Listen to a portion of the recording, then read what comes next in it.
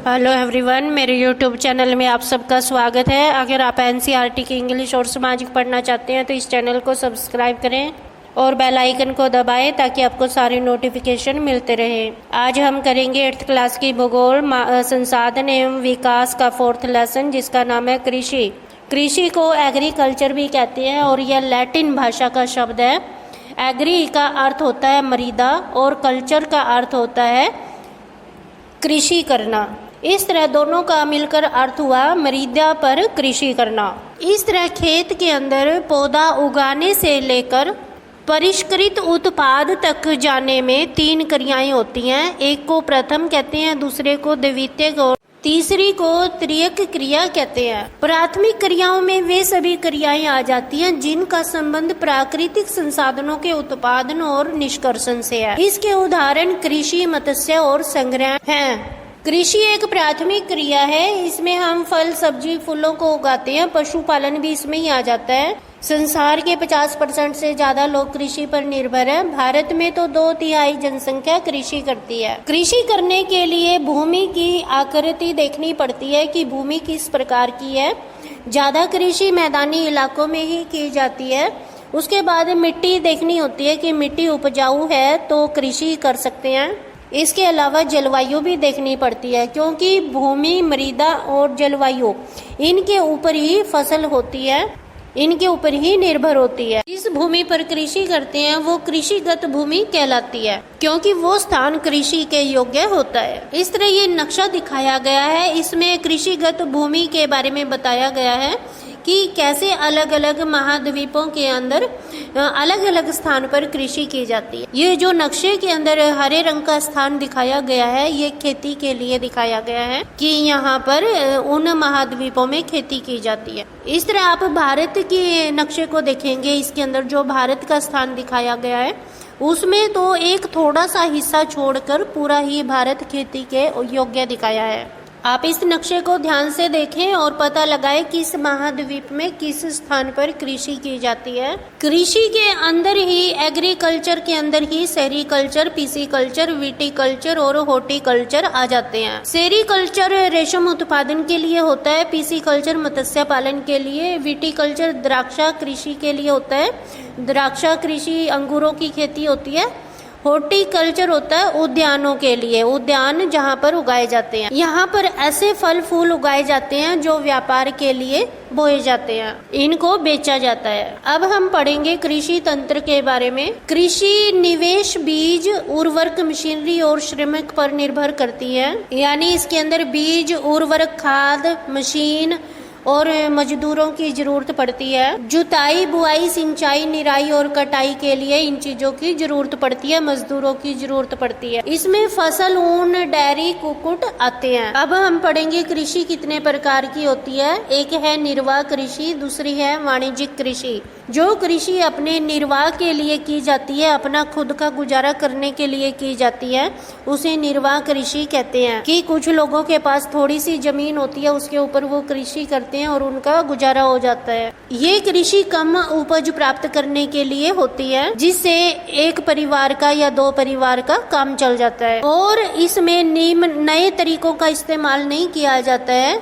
क्योंकि बहुत थोड़ी जगह पर ही कृषि करनी होती है। इसमें ज्यादातर मजदूरों की भी आवश्यकता नहीं होती है या ट्रैक्टर आदि की भी जरूरत नहीं होती है। इसे गहन निर्वाह कृषि या आदम निर्वाह कृषि में भी बांटा जाता है। गहन निर्वाह कृषि वो होती है जिस पर एक किसान छोटे से जमीन के टुकड़े पर साधारण औजारों का प्रयोग करके खेती करता है। वो स्वयं ही मेहनत करता है और जहाँ पर जलवायु अच्छी होती है और मिट्टी उपजाऊ होती है तो एक साल में 1 से ज्यादा फसलें भी उगाता है। उनकी मुख्य फसल चावल, गेहूं, मक्का, दलहन और तिलहन है। वो अपने घर के लिए अनाज उगा लेते हैं, जैसे चावल, गेहूं, दालें। और ये खेती दक्षिणी पूर्वी एशिया के ज्यादा जनसंख्या वाले स्थानों पर की जाती है, मानसूनी प्रदेशों में की जाती है। आदिम निर्वाह कृषि स्थानांतरित कृषि या चलवासी पशुचारण होता है। स्थानांतरित कृषि को हम पहले पढ़ चुके हैं, 6ठी 7वीं में पढ़ चुके हैं। और यह अमेजन बेसिन के सघन क्षेत्रों में उष्ण कटिबंधीय इलाकों में की जाती है। 7th क्लास के 8वें लेसन में हमने अमेजन बेसिन के बारे में पढ़ा था कि ये भूमध्य रेखा के पास होता है। यहाँ पर गर्मी बहुत ज्यादा होती है और सारा साल वर्षा होती है और बहुत तेज धूप निकलती है। तो इस तरह से स्थानांतरित कृषि भारी वर्षा और तेज धूप वाले स्थानों पर होती है। और ये लोग जंगलों को साफ करके भूमि को कृषि के लिए तैयार करते हैं और स्थान बदल बदल कर खेती करते हैं। जैसे इस साल एक स्थान पर खेती की है तो अगले साल उस स्थान को खाली छोड़ देते हैं और किसी और स्थान पर जाकर पेड़ों को काटकर जमीन साफ करते हैं और वहां पर खेती करने लगते हैं। और जो पेड़ों को ये काटते हैं उनको जलाकर राख बना लेते हैं और उस राख को उस जमीन पर छिड़क देते हैं ताकि मिट्टी उपजाऊ हो जाए और फसल अच्छी पैदा हो। इनकी मुख्य फसलें मक्का, रतालू, आलू, कसावा है।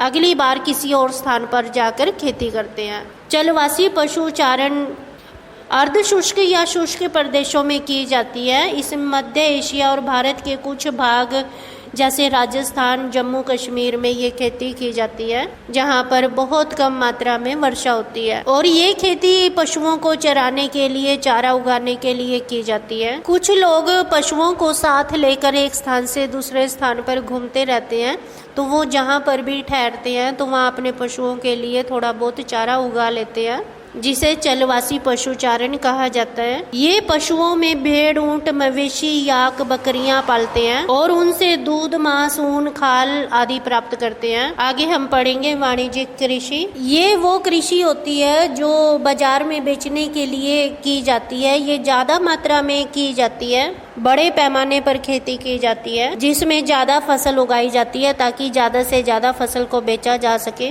इसमें अधिक पूंजी लगाई जाती है, अधिक पैसा खर्च किया जाता है और ज्यादा मात्रा में होने के कारण इसमें मशीनों का प्रयोग किया जाता है। वाणिज्यिक कृषि भी 3 तरह की होती है। एक वाणिज्यिक अनाज कृषि, दूसरी मिश्रित कृषि और तीसरी रोपण कृषि। वाणिज्यिक अनाज कृषि में व्यापार के लिए फसलें उगाई जाती हैं और इसमें गेहूं, मक्का ज्यादातर उगाया जाता है। जैसे हम देखते हैं कि गेहूं को दूसरे स्थानों पर भेजा जाता है या दूसरे देशों में भी भेजा जाता है। ये फसल उत्तर अमेरिका, यूरोप और एशिया के शीतोष्ण घास के मैदानों में उगाई जाती है। ये कृषि सैकड़ों हेक्टेयर के बड़े फार्मों पर की जाती है जहां पर विरल आबादी रहती है, जनसंख्या दूर दूर रहती है, मैदान खाली होते हैं, तो वहां पर यह खेती की जाती है।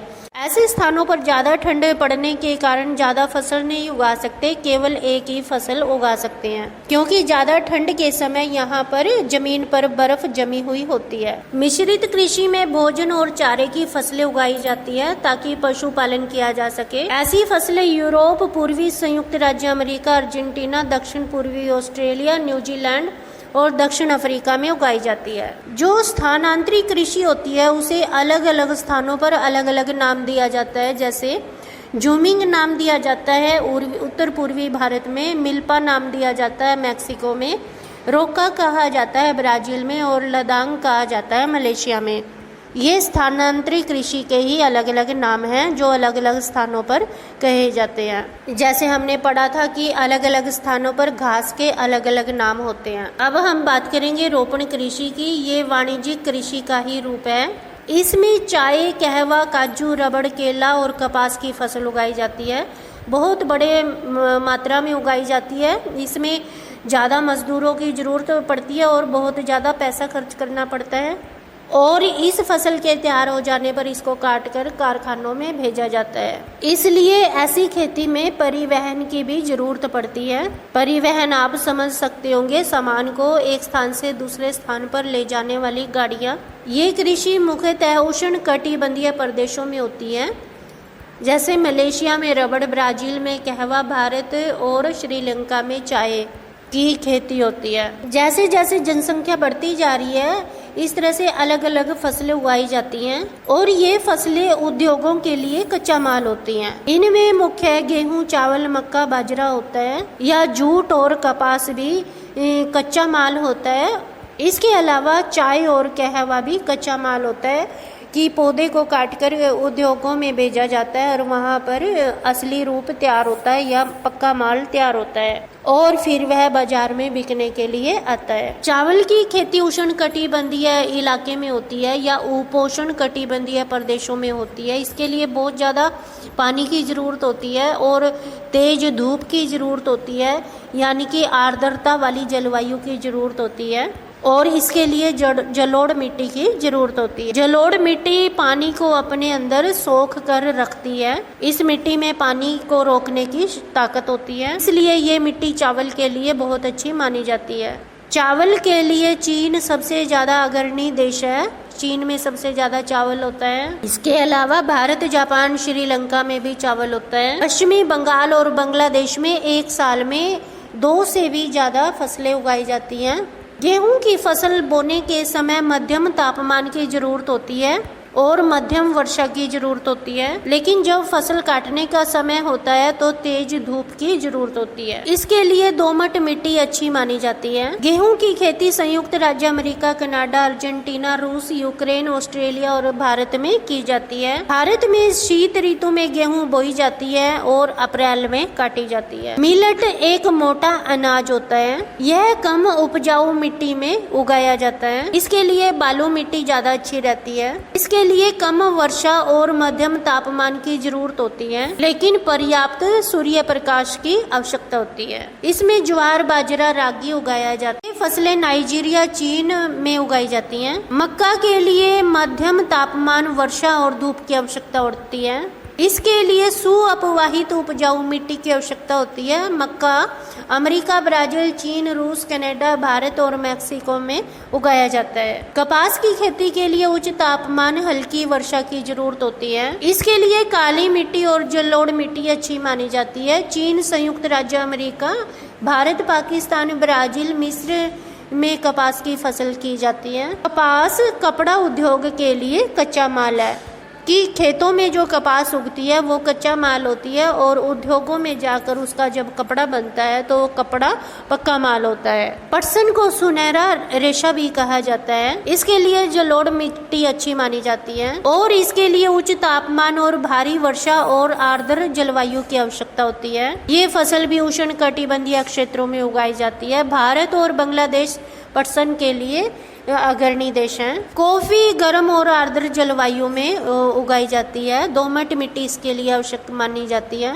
इस फसल की वृद्धि के लिए पर्वतीय ढाल ज्यादा उपयुक्त होती है। ब्राजील कॉफी का अग्रणी देश है। इसके बाद कोलंबिया और भारत है। मक्का को कारण के नाम से भी जाना जाता है। विश्व में इसकी विभिन्न रंग बिरंगी प्रजातियां पाई जाती हैं। इसी तरह से कॉफी के विषय में अनेक कहानियां प्रचलित है। लगभग 850 ईस्वी में काल्दी नाम का एक अरबवासी जो बकरी चराने वाला था, अपनी बकरियों की अनोखी उछल कूद और हरकतों को देखकर परेशान था। एक दिन उसने भी उस सदाहरित पौधे की फलियों को चख कर देखा जिन्हें उसकी बकरियां रोज खाया करती थी। उसने आनंद के भाव का अनुभव करने के बाद अपनी खोज के विषय में संसार को बताया। यानी कि कॉफी के पौधे को पहले पशु खाते थे, बकरियां खाती थी, मनुष्य नहीं खाते थे। एक दिन काल्दी नाम के व्यक्ति ने इसे खाकर देखा, उसे बड़ा मजा आया और उसने पूरे संसार को बताया। चाय की खेती के लिए ठंडी जलवायु और वर्ष भर उच्च वर्षा की आवश्यकता होती है, ज्यादा वर्षा की जरूरत होती है। इसके लिए दोमट मिट्टी और थोड़ी ढाल वाली जमीन की आवश्यकता होती है और पत्तियों को चुनने के लिए ज्यादा मजदूरों की जरूरत होती है। जैसे जैसे दुनिया में जनसंख्या बढ़ती जा रही है तो जनसंख्या बढ़ने के कारण ज्यादा फसल बढ़ाने की भी आवश्यकता है। फसलों को ज्यादा मात्रा में उगाने की आवश्यकता है और ज्यादा फसल उगाने के लिए नए नए तरीकों का इस्तेमाल किया जाता है। मशीनों के द्वारा खेती की जाती है ताकि फसल को जल्दी से काटा जा सके और खेत की जुताई निराई भी जल्दी हो सके। सिंचाई की सुविधाओं में सुधार किया गया है। अच्छी किस्म की खाद बनाई गई है ताकि फसल अच्छी पैदा हो और जल्दी से पैदा हो सके। उच्च क्वालिटी की फसल पैदा करने के लिए अच्छे बीजों का प्रयोग किया जाता है। ये सब इसलिए किया जाता है कि ज़्यादा से ज़्यादा फसल उगा सके और ज़्यादा से ज़्यादा लोगों की ज़रूरतों को पूरा कर सके। अधिक जनसंख्या वाले जो विकासशील देश हैं वो ज़्यादातर गहन कृषि करते हैं। इन देशों में संयुक्त राज्य अमेरिका, कनाडा और ऑस्ट्रेलिया आते हैं। इस तरह हम देखते हैं कि जो ये खाने पीने की चीज़ें आती है ये प्राथमिक आवश्यकताओं के अंदर आती है, क्योंकि मनुष्य की सबसे पहली ज़रूरत होती है भोजन प्राप्त करना, उसका पेट भरना। अगर उसका पेट भरा हुआ है, उसे भोजन मिलता है, तो वह दूसरा कोई काम करेगा और उसके अच्छे स्वास्थ्य की कामना कर सकते हैं। अब हम पढ़ेंगे भारत का एक फार्म। उत्तर प्रदेश का एक गांव है आदिलाबाद। मुन्ना लाल यहाँ पर खेती करता है। उसके पास 1.5 हेक्टेयर जमीन है। वह उसी गांव में रहता है। वह अच्छी फसल प्राप्त करने के लिए बाजार से अच्छे बीजों को खरीदता है। उसकी भूमि की मिट्टी उपजाऊ है। वह एक साल में 2 फसलें उगाता है और इनमें गेहूं, चावल, दालें उगाता है। और वह कृषि की जानकारी अपने मित्रों और बुजुर्गों से प्राप्त करता है। जब उसने खेत में जुताई करनी होती है तो वो किराए पर ट्रैक्टर लेता है, जबकि उसके दूसरे दोस्त अभी भी बैलों से जुताई करते हैं। इस तरह हम देखते हैं कि उसके दोस्त परंपरागत विधि से जुताई करते हैं और मुन्ना लाल नवीन विधि से जुताई करता है। इसके अलावा मुन्ना लाल के पास 2 भैंसें हैं, मुर्गियां हैं और पास में ही एक सहकारी भंडार है। वहां पर जाकर वो दूध बेचता है और उस समिति का सदस्य है। सहकारी समिति उसके जानवरों के लिए चारे के प्रकार, पशुधन के स्वास्थ्य के उपायों और कृत्रिम गर्भाधान के संबंध में सलाह देती है कि जब चाहे पशुओं को गर्भाधान करवा सकते हैं और उसके परिवार के सदस्य भी उसकी मदद करते हैं। कभी कभी वह अच्छे बीज और खाद खरीदने के लिए सहकारी समिति से ऋण ले लेता है और जब उसकी फसल पककर तैयार हो जाती है तो निकट के बाजार में जाकर बेच देता है। हम ये जानते हैं कि ज्यादातर किसानों के पास भंडारण की सुविधा नहीं होती है।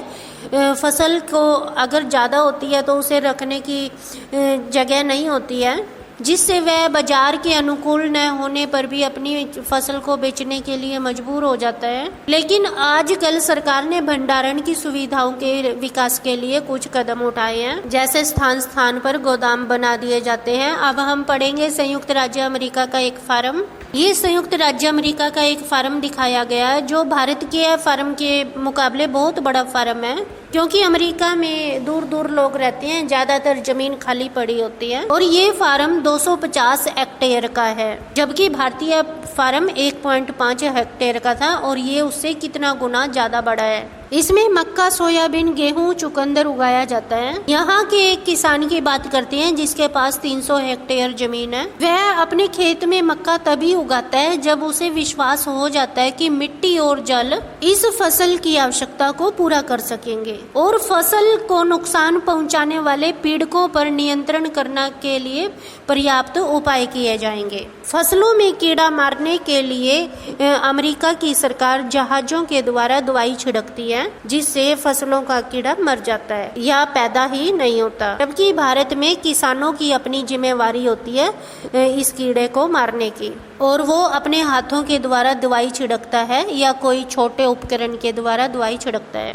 जबकि अमेरिका में जहाज के द्वारा ये दवाई छिड़की जाती है, जैसा कि नीचे वाले चित्र में दिखाया गया है। इसके अलावा जो अमेरिका का किसान है वो समय समय पर अपनी मिट्टी की भी जांच करवाता रहता है प्रयोगशाला में और उसे ये पता चल जाता है कि उसकी मिट्टी फसल के योग्य है या नहीं है। इस तरह हम देखते हैं कि अमेरिका का किसान वैज्ञानिक विधि से खेती करता है। उसका कंप्यूटर भी उपग्रह से जुड़ा हुआ होता है जो उसे खेत की तस्वीर देता रहता है। उसे घर बैठे ही अपने खेत की तस्वीर मिलती रहती है। इस तरह हम देखते हैं कि अमेरिका का किसान एक व्यवसाय की तरह काम करता है, ना कि एक खेतीहर किसान की तरह। वह बड़े पैमाने पर खेती करता है और नई वैज्ञानिक विधि से खेती करता है। इस तरह आप इस लेसन के अंदर अनेक प्रकार की खेती के बारे में पढ़ चुके हैं और जान चुके हैं कि कृषि कितने प्रकार की होती है और ये कैसे की जाती है और इसके लिए किन चीज़ों की आवश्यकता होती है। अलग अलग स्थानों पर, अलग अलग देशों में किस चीज़ की फसल बोई जाती है। इन सभी फसलों के लिए कैसी मिट्टी की जरूरत होती है, कैसी जलवायु की जरूरत होती है,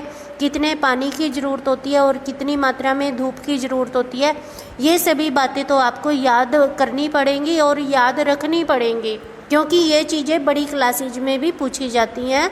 अगर आपको वीडियो समझ आ गई है तो वीडियो को लाइक करें, अगर ये चैनल अभी तक सब्सक्राइब नहीं किया है तो कर लें। All the best.